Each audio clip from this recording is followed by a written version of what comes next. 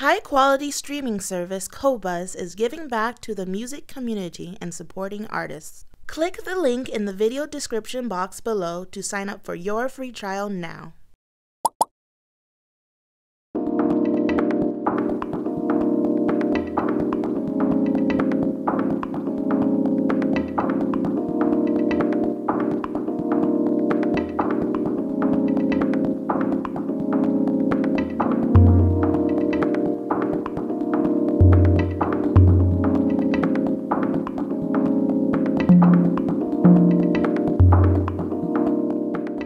Do I look like an American YouTuber?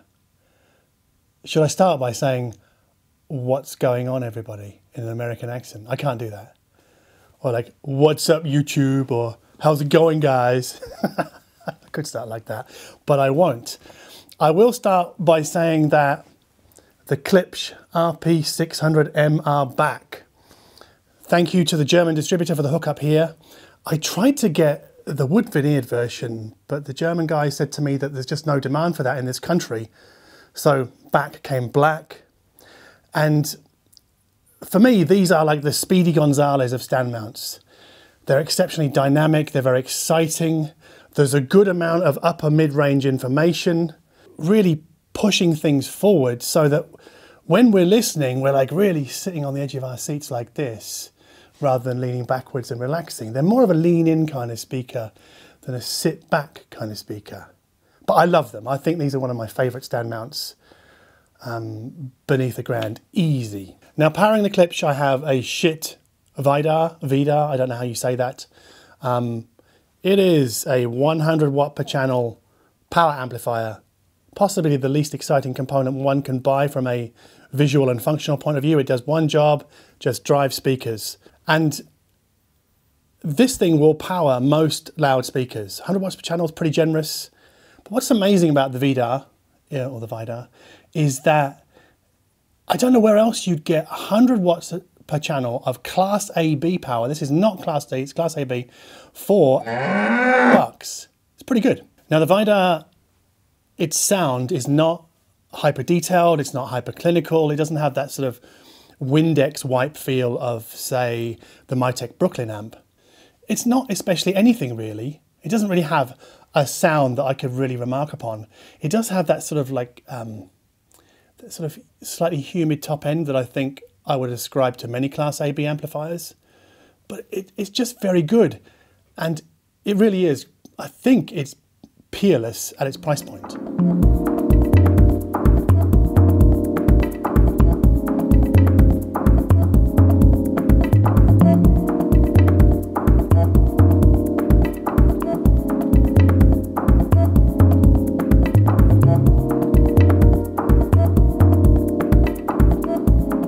Now, if I want to add a little bit more sort of oral seduction to the top end, I could engage the tubes on the Freya Plus preamp that I'm using. I could do that, but that's another, was it $800 or $900, that preamp? So that, you know, if I'm insisting on having tubes and I'm insisting on having the Freya in the chain, it's just another expense. It doubles the expense of our system. So there is another way that I can add that sort of more filigreed top end to proceedings, and that's with another power amplifier from Schiit. And that other power amplifier is this. This is the Aegir. I think that's how you say that as well, or how we say it.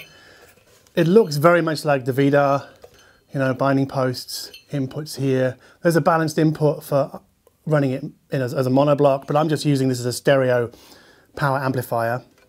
If you're wondering, you know, why this is here and what's going on behind me, I have another one that's actually hooked up to the Klipsch behind me. It's only 20 watts a channel, so it's not going to drive every pair of speakers on the planet. You have to choose them pretty carefully. If you want measurements, I will link to John Atkins' measurements from Stereophile below in the description box. And you also need to know that this is a sort of pseudo Class A circuit from the Aegir. Jason Stoddard calls this sort of beyond Class A. It uses his continuity circuit. If you want to know what that is, I'll link to the Schiit website also in the description box. Now, the reason that this amp can power the Klipsch loudspeakers is because they are more efficient than your average stand mount loudspeaker. Now, Klipsch rate them at 96 dB. John Atkinson measured them and found that they were quite a bit shy of that, 89 dB, but still, that's pretty damn efficient. So 20 watts per channel from the Aegir is more than enough to have a party with these Klipsch. And I know this because I've done it. Right? I've got the Schiit Aegir and I've hooked it up to these Klipsch loudspeakers. I've actually done the experiment. I'm not pontificating from the sidelines.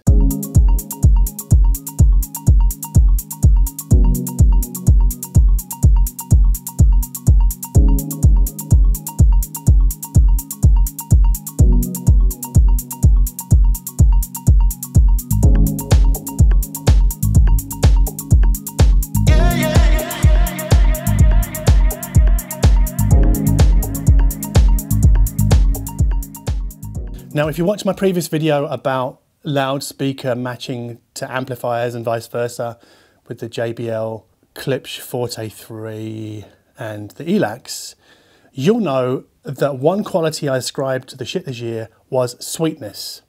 And we definitely get it here with the RP-600M. But also, this amplifier compared to the Vidar really opens up the top end. It's like opening a skylight in the ceiling. It just gives us more air and a much better sense of delicacy and finesse from that top end. Now, what about compromises?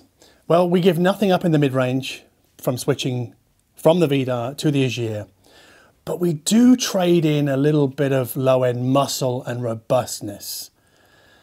Robustness? Anyway, I don't mind that too much. I mean, I would trade that in a heartbeat for the Aegir's far superior top end and treble handling. I really think it does outweigh what we lose below. You might think differently. If you like a really punchy, very driven amplifier sound, then you would go for the Vidar. But for people who like a little bit more finesse and delicacy, especially if you listen to like acoustic music and jazz and small violin quartets, which I don't, but I would imagine that those types of music, I would imagine that those genres would match very well with the way that the Aegir handles the sound through the Klipsch. It's the two together. So what I'm saying here is I really like the silky top end of the Aegir, but also the way it better inks tonal colours. So if you're a fan of tone, then you might also dig the Aegir more than the Vidar. One other quality that I really like with the Aegir Klipsch pairing is that it dials back the speaker's upper mid-range forwardness just a touch. So it makes them less of a lean-in kind of speaker, a bit more of a lean back. So it makes them, yeah, I guess, yeah, maybe a little bit less exciting in that regard. But that's a compromise I would happily make because I quite like that sort of seduction and that smoothness and that gossamery top end. Personally, I love that, which I know would surprise many of you because I listen to a lot of electronic music, a lot of indie rock. But that's where it comes into play, is like a lot of indie rock is fairly coarsely recorded or sounds kind of coarse. And sometimes something that would just tempers that can be a good thing. Not always, but in this particular case it can. Now, I'm not saying that this is the best amp in the world. Of course I'm not. It's like 900 bucks. How can it be? I mean, there are a whole bunch of other amplifiers that would undoubtedly sound better than this. But getting Class A, Class A power or beyond Class A, as Jason Stollard likes to call it, getting that for under $1,000, again, is a huge achievement. So if you've got these Klipsch and you're looking for an amplifier, I think this should be your first port of call, especially if you're trying to save some coin, as many of you are, quite rightly so. Yeah, I don't really have much more to say about that pairing.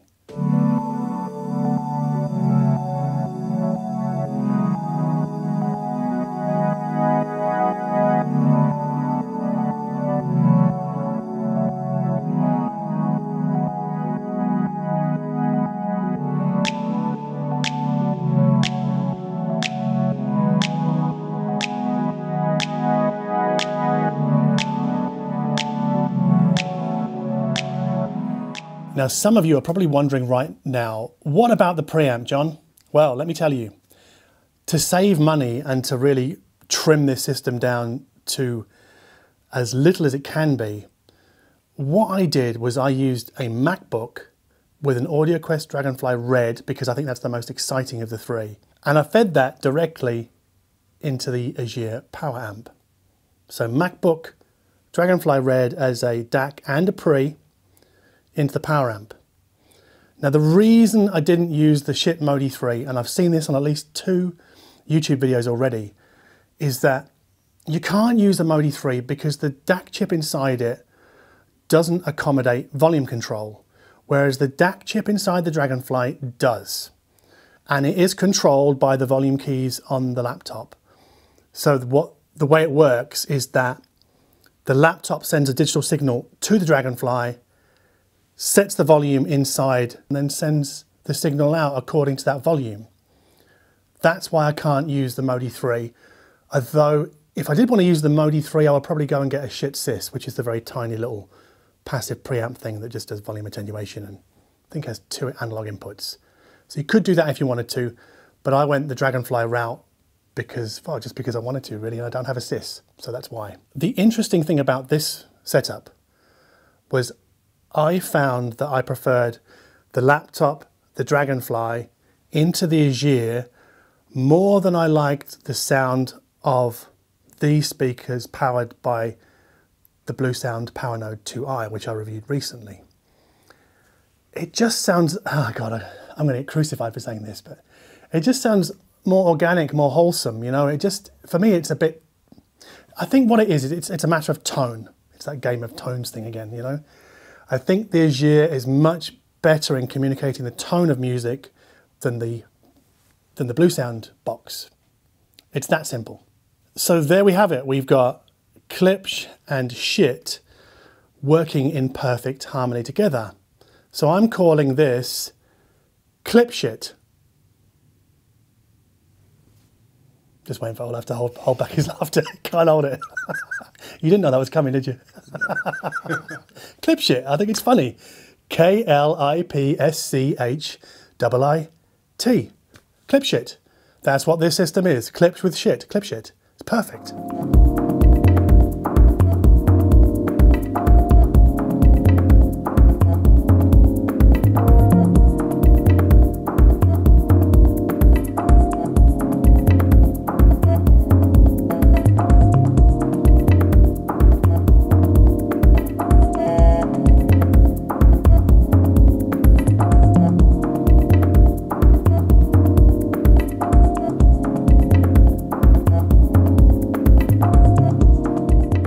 So that's it. That's my video about Klipsch loudspeakers with a price appropriate power amplifier.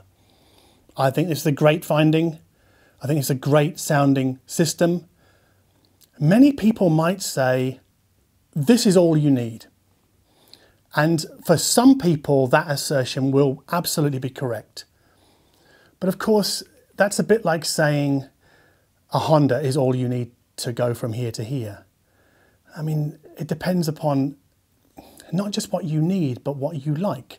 Many people buy BMW cars and Mercedes-Benz. I'm saying that because I'm in Germany and Olaf's here and I don't want to offend the Germans. But many people buy these cars because they are luxurious experiences and because they are a nicer experience than, say, a Honda or, I don't know, an entry-level Opel. Anyway, this is a very good entry-level system. But let's not pretend that it is as good as, I don't know, the Kii Three that I've got here. It's not even close to that. So let's keep an eye on that. Very good entry-level system, wonderful for many people. I really enjoy it, but let's not just say that this is all you need for everybody, because that's not a universal truth. This is turning into a bit of a ramble. If you like to have fun with audio and you're not super serious all the time and frowning and getting all grumpy in the comment section. If you're that kind of person, then you're my kind of audience member, and welcome. So yeah, please subscribe to this channel if that is you.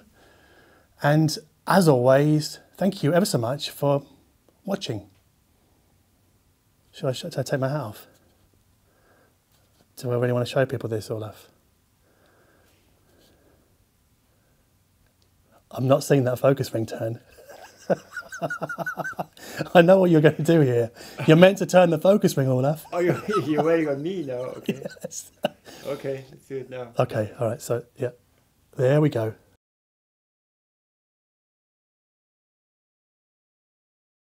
And I fed that directly into the Aegir power amp. Power amp? Power amp.